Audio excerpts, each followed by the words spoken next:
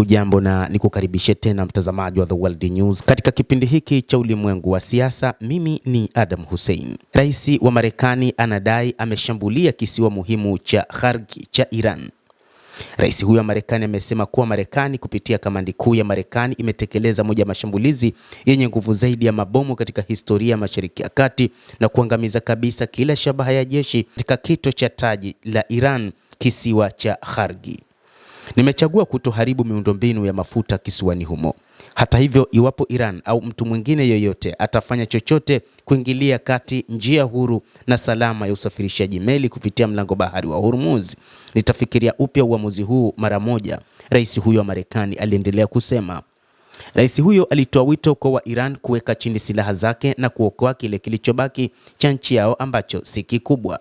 Rais wa Marekani anaamini kwamba Iran imebaki na kiasi kidogo tu cha rasilimali za kijeshi ambacho anaona Iran inapaswa kusalimu amri walau waweze kubaki na hicho kilichobaki walichokuwa nacho, na anadai kwamba kuna uwezekano ndani ya siku moja kuharibu kila kitu ndani ya Jamhuri ya Kiislamu ya Iran. Hii imetokea siku moja baada ya spika wa bunge la Iran kusema mashambulizi kama hayo yatasababisha kiwango kipya cha kulipiza kisasi.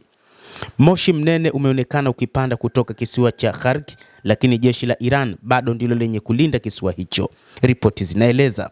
Shirika la habari la Iran la Fars kwa mujibu wa Al Jazeera limeripoti kwamba moshi mkubwa umeonekana ukipanda kutoka katika kisiwa cha Khargi cha Iran, lakini vikosi vya Iran vinaendelea kuendesha shughuli zake huko licha ya kushambuliwa na jeshi la Marekani.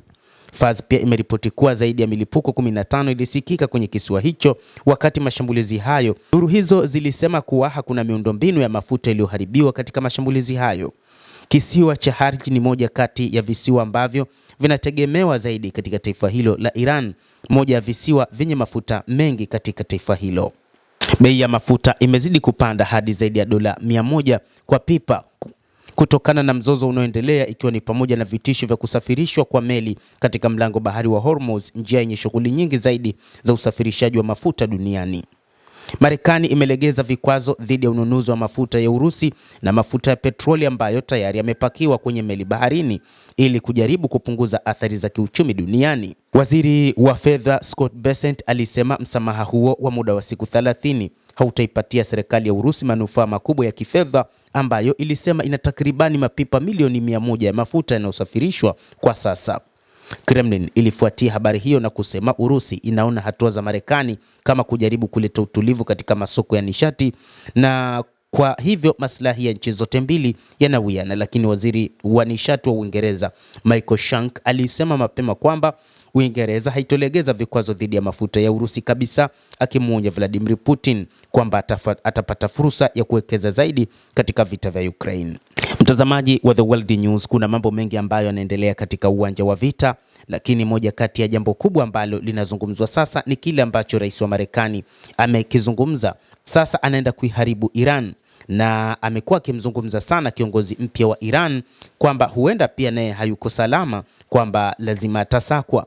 Hata hivyo, Marekani imeweka fedha kwa yeyote ambaye ataweza kufanikisha kukamatwa kwa viongozi wa Iran, akiwemo kiongozi mkuu wa Iran Mojtaba Khamenei. Rais huyo wa Marekani pia aliwahi kuzungumza katika mahojiano na Fox News kwamba kiongozi mpya wa Iran naye pia huenda ameumizwa na mashambulizi ya Marekani na Israel katika siku za mwanzo. Na kuhusiana na kile kilichotajwa jeraha la Mojtaba Khamenei, Trump alisema, nadhani pengine ndivyo hivyo, nadhani amejeruhiwa, lakini nadhani pengine yuko hai kwa namna fulani, lakini wao wanamtafuta kwa namna moja ama nyingine. Waziri mkuu wa Israel Benjamin Netanyahu alisema kwa kejeli hatua za nchi yake dhidi ya Khamenei, kiongozi mpya wa Jamhuri ya Kiislamu ya Iran na kiongozi wa Hizbullah Naim Qasim, akisema lau ingekuwa juu yangu nisingewapa bima ya maisha, alisema waziri mkuu wa Israel bwana Benjamin Netanyahu.